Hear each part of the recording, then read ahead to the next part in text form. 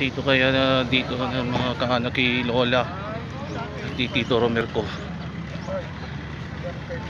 Tingnan mo ano nangyari na may karamdaman si Tito Edmond kaya. Sa kanya yun kasi.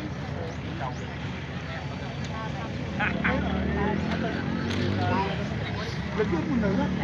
Eh kasi may kahit eh. Para kay Lola Mercedes sa si Tito Romel.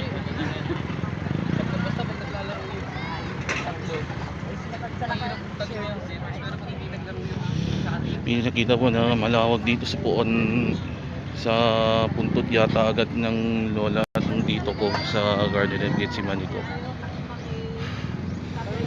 Dito po kami. At wag mo na agad na paikot-ikot na madami kahit ano. Yung mga walang kilala ako. Yun na nakilala kaanak yan, mga kaibigan.